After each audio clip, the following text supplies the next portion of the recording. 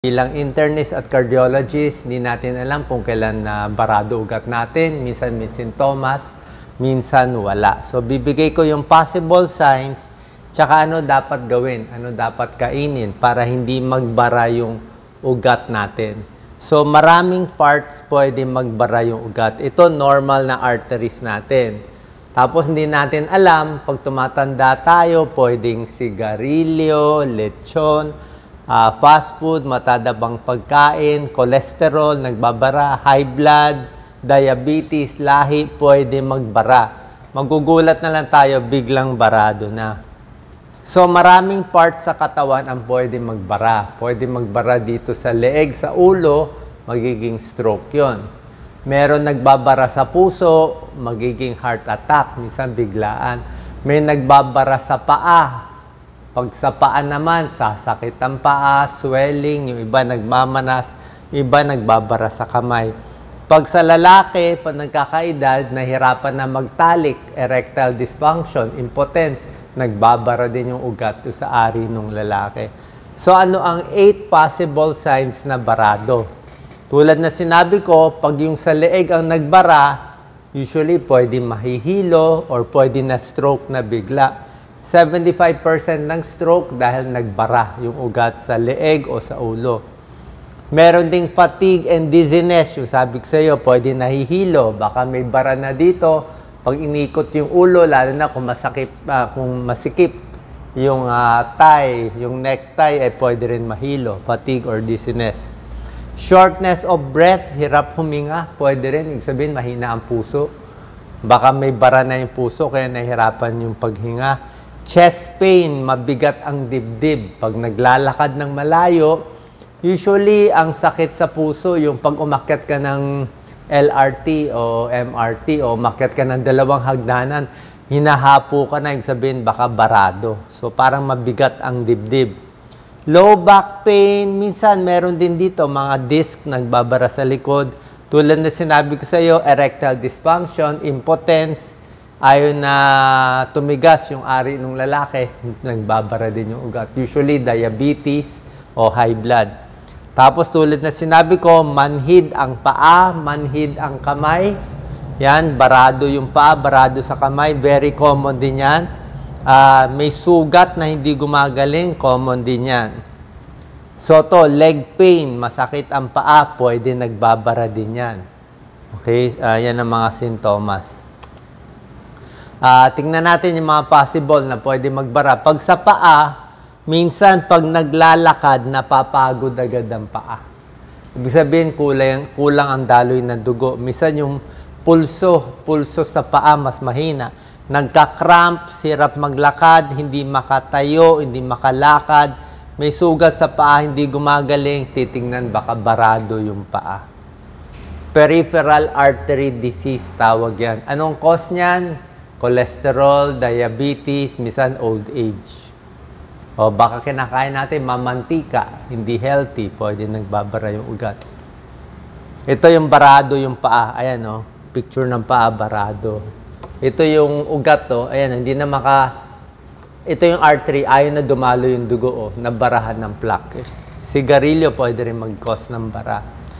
Next, pwede magbara sa leeg. Katulad nito, yung artery sa leg, napuno ng blood clot. Ayan, nagbara. So, yung carotid artery, actually may ultrasound yan.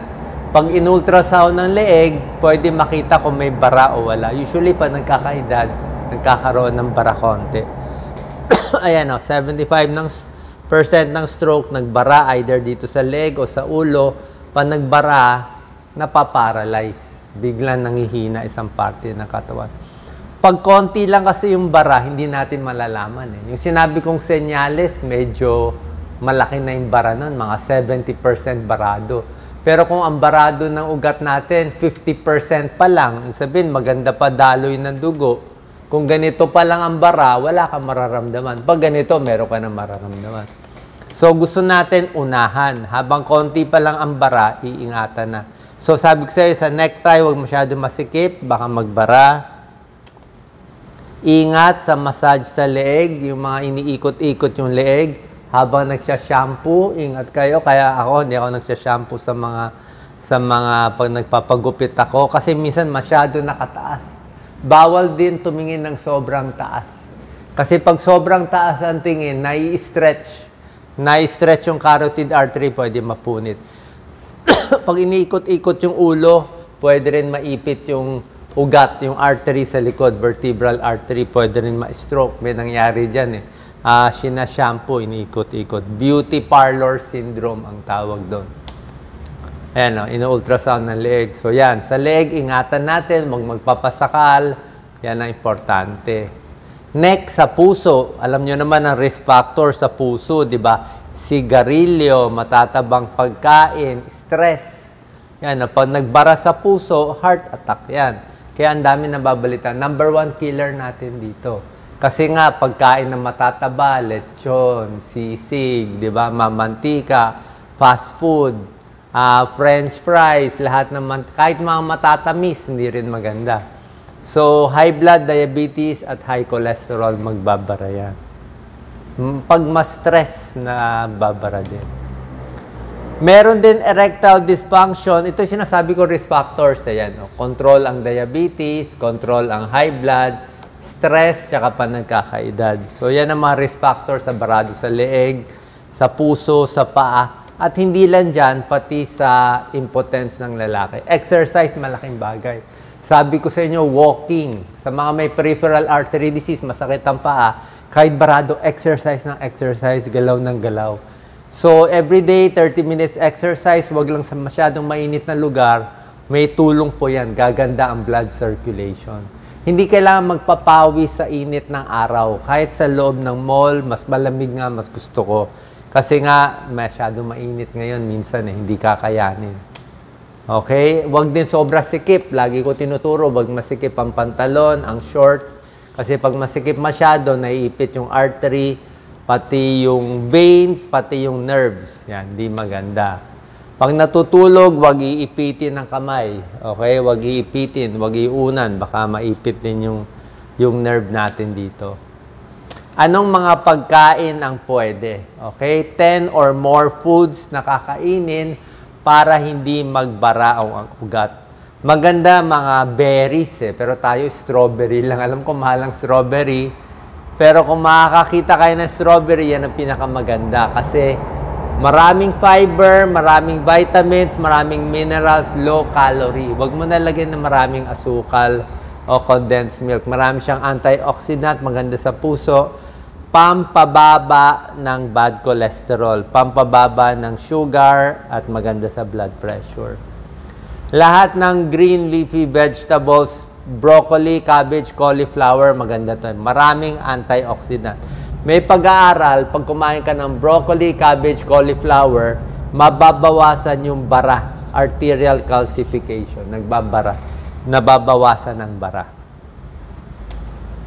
Green leafy vegetables, tulad na sinabi ko, ayan, pag malakas ka kumain ito, araw-araw, 2-3 tasa, yan lang. Magtanim tayo, spinach, alugbati, reduces heart disease by 15%. Reduces cancer by 30%. Kita nyo naman, sobrang healthy. Okay ang hipon na yan, walang problema. Number 3, high fiber foods. Tulad ng gulay, okay ang munggo, okay ang beans. Walang problema kahit may arthritis. Lagi ko sinasabi, pag 1 cup lang ng beans, munggo, pwede sa arthritis. Super healthy to. Ang bawal nga sa arthritis, yung mga karne, yung mga bopis, mga laman loob. So, maraming beans, lowers bad cholesterol, maganda sa blood pressure, maganda sa artery, maganda sa diabetes. Diba? High protein na, munggo, gulay pa. Onions, okay? Sibuyas, allium vegetables, lower risk of death, mga Yung pagdikit ng mga platelets para hindi magbuo-buo yung dugo. Ang onions nakakabawas sa pagbuo ng dugo. Ayan, nakakalabnaw ng dugo. Kasama ang ginger, pepper, chili, cinnamon, yan ang mga sikat na spices kasama ang onion. Kamatis, di ba? Lycopene, alam naman natin, lycopene, maganda sa puso. Reduce inflammation, tomato, boost HDL cholesterol, bawas heart disease. Tapos may konting olive oil, mas maganda pa nga. Ayan, oh. Kamatis. Siyempre, number 6, lahat ng isda, sari-saring isda, maganda sa puso. Lalo na yung mataas sa omega-3 fatty acids. Yung mga tuna, sardinas, salmon, kahit bangus, okay din yan. Ayan, oh. Pag malakas ka kumain ng isda, kita mo, ayan, oh, less pagbabara sa leeg, nakita nila. 2 times to 3 times in a week. Oranges, citrus fruits, orange and lemon. Yan, mataas sa vitamin C, decreases inflammation, maganda rin pampababa ng LDL. Bawas heart disease and stroke. Sobra ganda. Sa atin, ano na lang, kalamansi, dalandan, suha, citrus na rin yun eh. Kung wala tayong makuhang, kung mahal ang orange and lemon, dun tayo sa local, dalandan, kalamansi. Kalamansi juice, pwede na yun. Diba? Avocado, may healthy fats, may oleic acids, no? Maganda yan para siyang olive oil na. Nababawasan na bad cholesterol, bawas heart disease and heart attack. 16%, 20%, maganda yung avocado. Huwag lang masyadong marami kainin, siguro half lang. Kasi medyo mataas sa calories. Huwag din masyadong, pero napakaganda yung taba niya. Healthy fats siya, good fats. Ang masamang fats, yung sa baboy, baka. Ito yung good fats sa gulay. Siyempre, Mediterranean diet. Ang Mediterranean diet, yung gulay, may beans, may mani, tsaka olive oil. Mahal ang olive oil, pero yun ang pinakamaganda. Reduces inflammation and heart disease. Ito, proven to. Mediterranean, yung mga Greek salad. Tingnan nyo ano yung contents yan, no? Olives, kailan ba? Nuts and seed, nilagang mani, kasoy, pwede po yan, ha? Mas maganda nga unsalted, eh. May protein, fiber, healthy fats, yan, no? Magandang protein na yan, reduces bad cholesterol, blood pressure, pampababa din ng blood sugar. Isang taasang mani, yan ang kinakain ko ngayon. Oatmeal, syempre. Oatmeal, pampababa ng cholesterol. So, pag bumaba ang cholesterol mo sa oatmeal, lagyan mo pa ng sari-saring prutas na healthy, diba? Lower cholesterol, less bara. Ayan, no? May pag-aaral nga, yung malakas kumain ng oatmeal, hindi na-ooperahan sa puso, eh. Pwede hindi ma-operahan, eh. Mas malaking chance na hindi ma-operahan. And lastly, itong dark chocolate, yes or no, eh. Kasi pag sinobrahan mo, masama na, eh. Masyado marami yan, eh. Ang pwede lang 30 grams, eh. Actually, ang limit, mga 100 grams per week. So, ganyan kalaki, 1 week na yon. So, every day, maliit lang. Baka 20 grams lang, ganun lang kaliit. Every day. Pag maliit lang, very dark chocolate, 70% cocoa, may tulong sa puso. Pero pag sinobrahan mo, ay hindi naman maganda sa diabetes. Okay? So, yan po yung mga healthy foods natin. Tingnan nyo maigi, yung mga tinuturo ko, green tea, okay din ang garlic, turmeric, at iba pa, apples, okay din. May tulong para mabawasan yung ganitong bara, magiging mas healthy. Sana po nakatulong tong video.